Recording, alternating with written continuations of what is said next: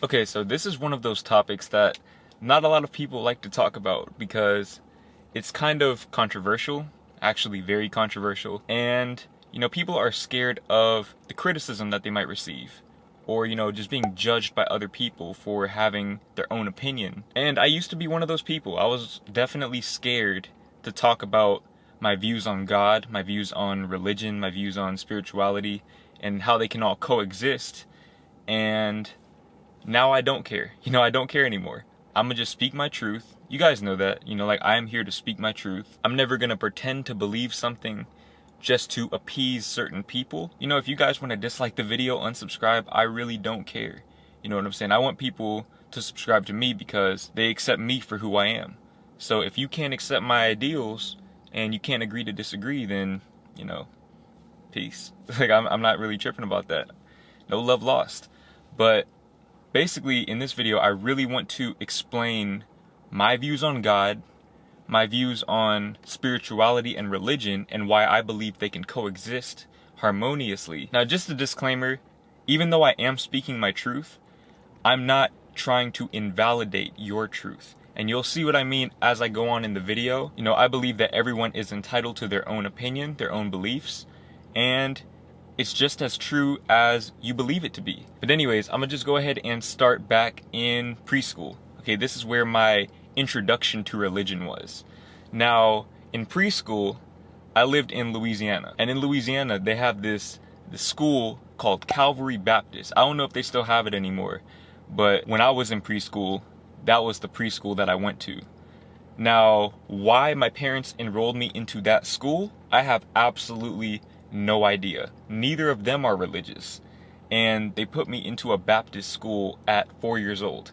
Now, mom, dad, if you're watching this, y'all have some explaining to do. It never really occurred to me to ask why y'all did that, but yeah, that was kind of like strange. But anyways, I'm kind of glad that they did that because it exposed me to religion firsthand. I remember we'd literally have to wake up, go to that school with uniforms on at 4 years old, mind you. And this school was like preschool all the way through high school.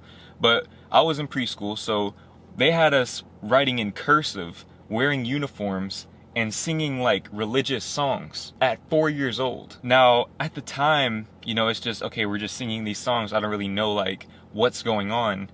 But looking back on it, that's wild. Like, that's actually weird. Like, that's crazy. Like, that's straight up conditioning. And I'm not saying that you shouldn't expose your children to the beliefs that you have, but that was conditioning. Like, they were straight up trying to condition us. And I remember at this school, I was the one kid who did not believe in God. I remember I would literally go around telling the other kids that God does not exist.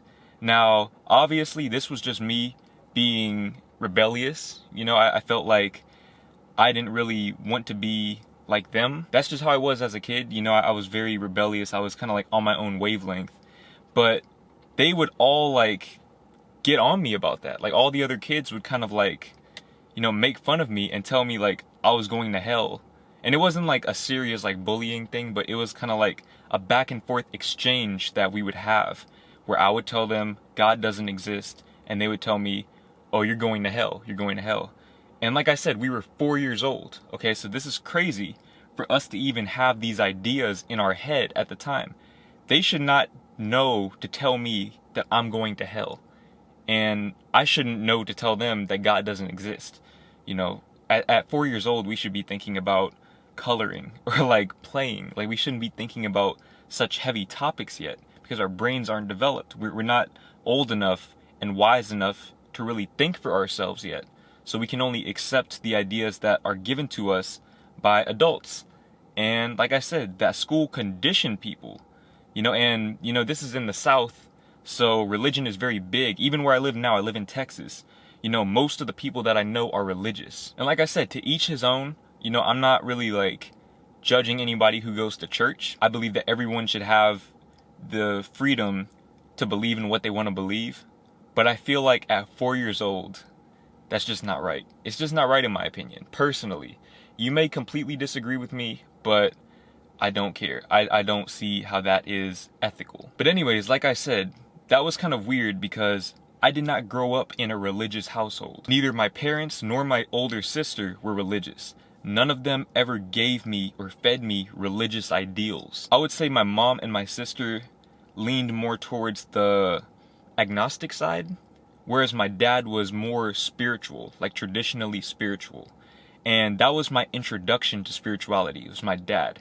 And I remember at a young age, probably around, age 10, is when he started to introduce me to certain spiritual concepts, like channeling and the law of attraction and things of that nature, that I obviously couldn't really perceive yet because I was simply too young. But nonetheless, he planted the seeds in my mind, and over time those seeds began to sprout, as I developed more wisdom and gained more experience in my life. And obviously now I'm very thankful that I was exposed to these ideas to kind of counteract my environment, because like I said, my environment was mostly religious, being in the South, and being so young, I already had these ideas planted into my head from going to that school and just being surrounded by religious people. Because one thing about kids is that they usually accept what their parents say without really questioning it, and then they spread it around. It's kind of like when my parents told me that the tooth fairy didn't exist, and I went around telling my classmates that the tooth fairy didn't exist. And then my classmates would argue with me that the tooth fairy does exist. And it's all because of what our parents told us. We were just raised differently, so we had different ideals. And this affects the way that your mind develops. And I feel like this is why I'm a little wiser than most people my age. It's because I was just brought up that way. I was brought up with wisdom, with these empowering ideals. And I'm not saying that you can't be religious and be wise at the same time. The two are not mutually exclusive. However, I do believe that religion is a limiting belief system. And let me elaborate on that so that, you guys don't think I'm just like bashing religion. I feel like religion is a filter for spirituality. I feel like if you look at all of the major religions and you just look at them at their core, what they're all saying, I feel like they're all more or less saying the same thing. And I'm gonna get into what I believe the core religion truly is later on in the video. But I feel like they take this idea and, we all have our own set of conditioning, and they just accept this, and this is perpetuated from generation through generation. And people don't question it because it's just how we're brought up. When your mind is developing and you make those connections, it's hard to get rid of those connections unless you have an experience or more conditioning to, disconnect those connections that you've made. But anyways, like I said, I feel like religion is a filter for spirituality. And obviously these filters are all very unique in their own right. The filters are where you will find the differences in most religions. But generally speaking, if you remove the filters, the terminology, all of the extra stuff, the conditioning, and you look at the core message, a lot of it is the same. Now, the reason why I can't be religious, why I never was religious, and why I'll never be religious is because I feel like religion is fear-based. Now, this is something that people might argue with me on, but personally, I feel like most religions kind of have this same reward-punishment system to kind of explain the idea of reaping and sowing. But I feel like a lot of religious people are more afraid of going to hell than they are excited about going to heaven. A lot of people live in fear of doing things wrong. They're afraid to make mistakes, and they try to impose their judgment on other people. You're not being a good Christian. You can't do this and be Christian. And there's a lot of discrepancies, and that's why you see all of these different denominations of religions, because it's all filters. It's all filters from the mind. It's not coming from the soul. It's the ego trying to interpret the primary message from the universe. Now, while I'm on the topic of the universe, I believe that the universe is God. God is the universe. And when I say the universe, that means all of us, me, you watching this video, and everyone else watching the video, and everyone else in existence, and everything, just everything that exists, all parallel realities, all of existence is the universe. And like I said, these are just my beliefs. Take them with a grain of salt. Don't believe in my ideals just because they're my ideals and you support me.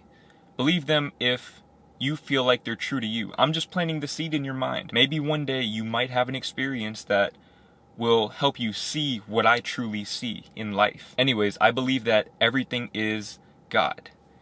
I don't believe that God is something to be worshipped. I believe that God is an experience. God is all experiences in one. Whether you perceive it as good, bad, evil, or beautiful, it's all God. All of it.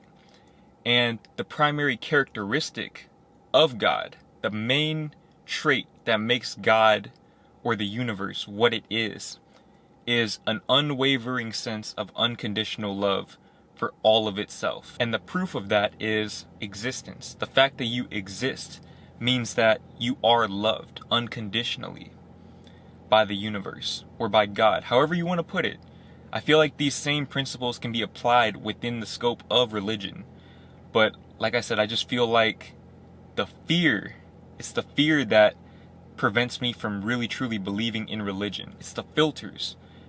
There was a time, for most of my life really, where I would reject any idea that came from a religious source. So like if I saw a Bible verse, I would automatically write it off as, worthless. Not worthless, but like nothing that really has anything to do with me. But these past few months, as I went through my spiritual awakening, I became a little more open to ideas from religion, and I was able to remove the filters and see that they're really all saying the same thing. Like they align with my ideals of spirituality. It's just that people interpret them differently and try to assign different meanings that are based in fear, that are grounded in fear, as opposed to the unconditional love that I believe is the foundation of the universe. And this is why my view on life is a lot different than a lot of people. My views on life are not cynical. I believe that things work out in your favor, even if you believe that they don't. If you believe that they don't work out in your favor, then that's exactly what will happen, because that's what you believe. It's all one big self-fulfilling prophecy. Now that takes me into my core belief. Okay, this is what I truly believe. I live my whole life, and I view the world from the scope of this one principle.